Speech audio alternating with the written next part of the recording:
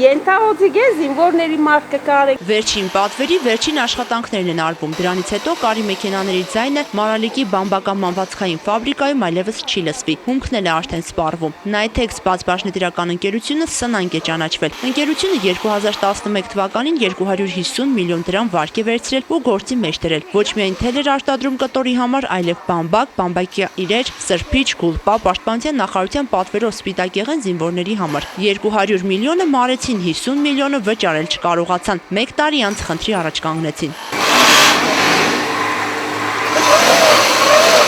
Մեզ զրկեցին տենդերներից,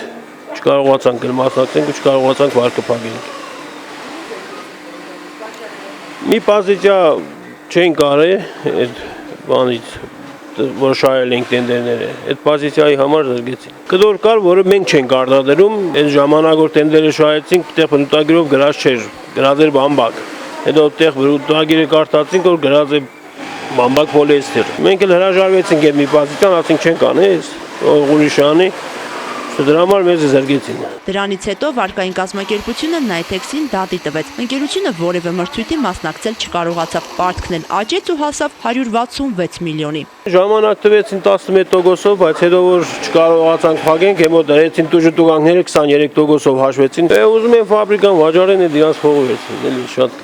մենք սկան պահեցինք, իրանք ուզում են քանդել։ Կամ գումարը, կամ ֆաբրիկան, այլ ելք չկա։ Մարալիկի բամբական մանվածքային ֆաբրիկան աճուրդի է հանվել։ 2 տարի շարունակ 1 միլիարդ 200 միլիոնի պատվեր են իրականացրել այստեղ պաշտպանության նախարարության համար։ Տարիներ առաջ 200 մասնագետ էր աշխատում Նայթեքսում, այժմ բոլորն աշխատանքից ազատված են։ Աշխատում ենք, գումար ենք ստանում։